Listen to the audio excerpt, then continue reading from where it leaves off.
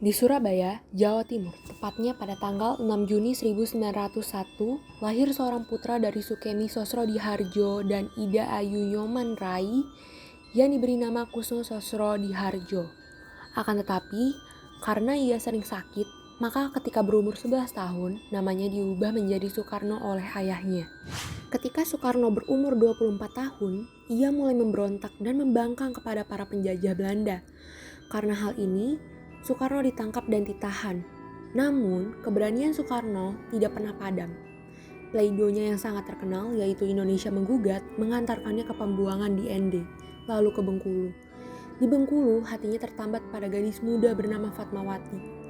Padahal, Soekarno masih menjadi suami Inggit Garnasih, perempuan yang lebih tua 12 tahun dan selalu menjadi perisai baginya ketika di penjara maupun dalam pengasingan. Tiba-tiba, salah satu anak angkat Soekarno pun datang dan berteriak. Mendengar hal itu, Soekarno pun langsung berlari dan segera menemui Inggit. Di sana pun banyak pasukan Belanda yang akan membawa keluarga Soekarno. Di sisi lain, saat Soekarno bersiap untuk pergi ke Jakarta, ia didatangi oleh Nippon yang meminta bekerja. Setelah pertemuan mereka, Nippon semakin bersikap semena-mena. Para tentara Jepang menculik dan membawa para wanita, sehingga keadaan menjadi sangat kacau. Karena hal ini, salah satu dari suami mereka pergi menemui Soekarno untuk meminta bantuannya. Soekarno pun pergi menemui para anggota Muhammadiyah untuk berdiskusi mengenai hal ini. Setelah perbincangan tersebut, Soekarno didatangi oleh salah satu utusan Jepang dan memuji idenya yang brilian. Ia menyampaikan perintah dari Jenderal Imam Murad di Jawa untuk membawa Soekarno ke Jakarta pada tanggal 9 Juni 1942 dengan kapal Bergas. Jepang pun masuk ke Batavia pada tanggal 5 Maret 1942. Mereka melancarkan propaganda 3A. Di istana, Gubernur Jenderal Rumah Dinas Letnan Imamura Hitoshi, Soekarno dan Jepang bertemu untuk membuat kesepakatan. Kita akan bekerja sama. Tujuan saya ialah melindungi dan berupaya memenangkan Perang Asia Timur. Baiklah, saya akan berupaya meraih kemerdekaan Indonesia. Dari Jalan Pegangsaan Timur Jakarta, Soekarno pergi menuju stasiun Gubeng Surabaya untuk menunjukkan kerjasamanya dengan Dai Nippon kepada masyarakat Surabaya, yaitu dengan tujuan meraih kemerdekaan Indonesia. Menuju kemerdekaan Indonesia. Namun, 3 pemuda pribumi melihat aksi Soekarno dan Muhammad Hatta tidak menyetujui kerjasama tersebut.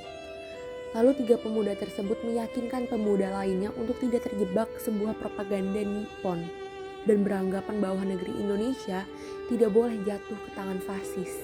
Setelah itu, datanglah Gatot Subroto dan Wikana. Mereka menyarankan kepada Soekarno untuk membawa rakyat tergabung dalam peta dan serdadu pekerja. Namun setelah itu, Jepang malah membawa rakyat Indonesia secara paksa untuk bekerja. Hal ini pun membuat Sultan Syahrir menjadi marah. Benar-benar kecewa dengan kalian. Tindakan kalian merekrut para pemuda Indonesia ke peta dan Romusa sama seperti menjual mereka. Penduduk Indonesia pasti akan menghujat kalian. Ini di luar kendali kita. Aku pun tahu jika Soekarno sama marahnya denganmu terhadap Jepang. Di sisi lain terjadi pertikaian antara kaum Muhammadiyah dengan tentara Jepang. Dikarenakan para kaum Muhammadiyah menolak perintah tentara Jepang untuk membungkuk terhadap bendera Jepang. Pada tanggal 8 September 1944, bendera merah putih dikibarkan untuk pertama kalinya sejak pendudukan Jepang. Ini adalah awal yang baik untuk mereka, karena negeri ini sudah banyak membantu kita. Oh iya, pastikan Soekarno-Hatta datang ke rumah saya sore ini. Baik. Sorenya mereka berkumpul di rumah Laksamana Maeda. Soekarno, Hatta, di sini saya mengundang kalian berdua ke rumah adalah untuk membahas dan mendiskusikan tentang negara Indonesia sebelum pada akhirnya negara ini dikembalikan kekuasaannya ke tangan Anda.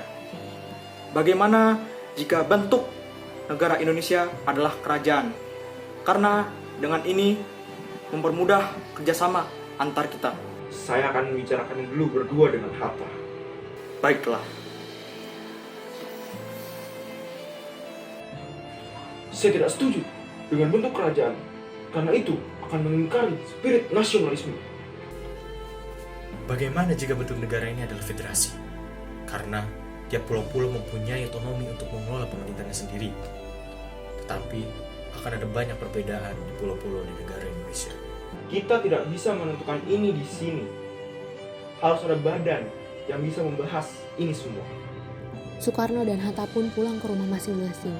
Namun saat tiba di rumah, Soekarno dihadang oleh para pemuda. Mereka menyampaikan bahwa Jepang telah kalah di Filipina dan menyuruh Soekarno untuk memberhentikan kerjasamanya dengan Jepang. Namun, Soekarno tetap pada pendiriannya karena ia menginginkan kemerdekaan yang selamat tanpa adanya pertumpahan darah dan menentang siapa yang terlebih dahulu memproklamasikan kemerdekaan. Karena hal ini, hanya Fatmawatilah yang meyakinkan bahwa Soekarno tidak seperti yang mereka tuduhkan. Tidak usah khawatir. Menurut saya, kamu tidak seperti yang mereka pikirkan. Kamu adalah orang yang hebat. Mereka tidak tahu bahwa yang kamu lakukan adalah bermaksud baik untuk negara ini. Terima kasih, Fatma. Di saat seperti ini, hanya kamu yang bisa menenangkan saya. Saya berjanji tidak akan mengecewakan mereka di luar sana. Dan akan memberikan yang terbaik untuk negara ini dan juga untukmu. Singkatnya, di Gedung Volksraad pada 1 Juni 1945, sidang BPUPKI merumuskan dasar negara. Dalam sidang tersebut banyak perdebatan yang muncul. Bahkan ada yang berpendapat bahwa dasar negara Indonesia adalah syariat Islam karena mayoritas penduduk Indonesia beragama Islam. Di sana ada yang menyetujui, ada pula yang menentang. Melihat situasi tersebut, Soekarno langsung naik ke podium dan menyuruh mereka untuk diam. Diam kalian semua. Selama ini, sudah banyak yang berpidato, namun belum ada yang bisa menjawab pertanyaan dari Ketua Dr. Rajiman Weddiudiningrat mengenai apa dasar dari negara Indonesia. Untuk itulah, saya berdiri di sini untuk menyampaikan bahwa rasa nasionalisme yang bisa menyatukan kita sebagai bangsa Indonesia. Yang kedua, kemanusiaan. Yang ketiga, mufakat yang didasari permusyawaratan dan perwakilan. Yang keempat, kemerdekaan bagi seluruh rakyat Indonesia. Yang kelima, bertakwa pada Tuhan Yang Maha Esa yang diberikan nama Pancasila. Mendengar pidato Soekarno, semua orang pun berdiri serta bertepuk tangan dan menyetujui dasar negara tersebut. Maka pada tanggal 1 Juni ditetapkan sebagai hari lahir Pancasila. Pada tanggal 12 Agustus 1945, Soekarno dan Hatta mendapatkan kegembiraan, yaitu kebebasan dari Jepang untuk seluruh pulau di Indonesia. Pada malam harinya, Syahrir memberikan kabar kepada Soekarno dan Hatta bahwa Hiroshima dan Nagasaki telah dibom dan Nippon telah kalah, dan memberikan usul bahwa kemerdekaan harus segera dilakukan sendiri tanpa hadiah dari Nippon. Bung, Nippon sudah kalah. Kita harus segera memproklamasikan kemerdekaan Indonesia tanpa ada campur tangannya dari negara Jepang. Menurut saya, kita harus tetap menunggu sampai sidang PPKI. Ayolah Bung, kita harus segera mengambil kesempatan ini untuk memproklamasikan kemerdekaan Indonesia. Kita tidak usah takut dengan Nippon karena mereka sudah kalah. Tolong pengertiannya, kita bukan takut, tetapi kita tidak ingin gegabah seperti ini. Hingga pada tanggal 15 Agustus 1945, para pemuda mendesak golongan tua untuk memproklamasikan Indonesia. Tapi usaha mereka gagal. Para pemuda lalu melaksanakan pertemuan di Jalan Cikini nomor 71. Iya, ada apa? Anda harus ikut kami ke Rengas Dengklok. Untuk apa aku ikut dengan kalian? Ini sudah jadi kesepakatan para pemuda, Bung. Kami akan membawa Anda dan Bung Hatta ke Rengas Dengklok. Rombongan pemuda yang membawa Soekarno dan Hatta tiba di Rengas Dengklok. Bung Hatta telah sampai terlebih dahulu sebelum Bung Karno. Keduanya dibawa ke sebuah ruangan di dalam rumah Jiao Ki Song. Sebenarnya apa mau kalian sehingga membawa aku ke sini? Kami ingin Anda dan Bung Karno segera melaksanakan proklamasi. Bung! Hatta, ternyata kau di sini. Iya, mereka membawa aku ke sini. Mereka membawa Fatma dan Guntur juga. Iya, sebenarnya ada apa Soekarni? Begini Bung, kami ingin Anda berdua segera memproklamasikan kemerdekaan Indonesia. Kemerdekaan kita. Jepang sudah menyerah Bung. Ini saat yang tepat untuk kita memproklamasikan kemerdekaan Indonesia. Mengapa kau begitu mudah percaya pada itu, Karni. Jepang pasti akan memerdekakan kita, tapi tidak sekarang. Saya tidak setuju dengan itu, Bung. Kami, para pemuda, ingin kemerdekaan atas jerih payah kami sendiri, bukan karena hadiah dari Jepang. Itu benar, Bung. Bila kita merdeka atas hadiah Jepang, maka kita adalah bentukan Jepang. Kita bisa dijajah lagi. 17 Agustus 1945, dini hari. Di ruang makan dalam rumah Laksamana Maeda, berkumpullah Soekarno, Muhammad Hatta, Ahmad Subarjo, Soekarni, Sayuti Melik, dan BM Diah untuk merumuskan naskah proklamasi. Saudara-saudara, bagaimana naskah proklamasi kita? Proklamasi. Kami, bangsa Indonesia dengan ini menyatakan kemerdekaannya. Baik, sudah saya tulis. Lanjutannya, Bu.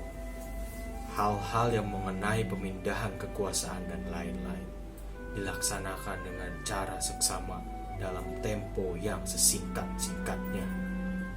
Jakarta, 17 Agustus. Wakil bangsa Indonesia sudah selesai. Apakah Anda semua setuju? Setuju. Sayuti, tolong kau ketikkan naskah ini. Siap, Bung. Kalau begitu, kapan kita akan melaksanakan proklamasi, Bu? Menurut saya, tanggal 17 adalah tanggal baik. Sebagaimana Al-Quran diturunkan, tanggal 17. Selain itu, dalam sehari semalam, orang Islam sholat sebanyak 17 rakaat. Jadi, bagaimana kalau hari ini, Jumat Legi, tanggal 17 Agustus? Setuju, Bung. Lebih cepat, lebih baik. Pukul 10 tepat. Bagaimana? Setuju. Saya akan menyuruh Fatmawati untuk menjahit bendera merah putih. Tolong, siapkan tiangnya. Baiklah, Bung. Tapi di mana kita akan melaksanakannya? Di rumah Bung Karno. Setuju. Fatma, bisakah tolong jahitkan bendera merah putih untuk dikibarkan nanti? Tentu saja. Ini naskahnya, Bung. Silakan tanda tangannya. Baiklah. Hatta, silahkan.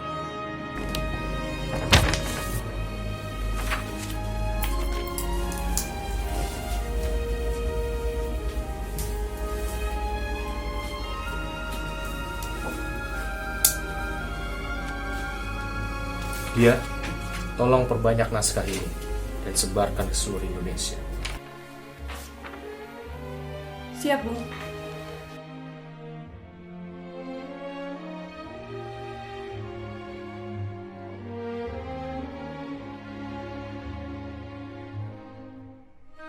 Jumat pagi pukul 10, semua orang telah berkumpul di halaman depan rumah Soekarno di Jalan Pegangsaan Timur nomor 56 Jakarta untuk mendengarkan pelaksanaan proklamasi. Bung Karno, Bung Hatta keluar ke serami depan rumah diikuti Ibu Fatmawati. Bung Karno mendekati mikrofon sebelum membacakan proklamasi dan mengucapkan pidato pendahuluan.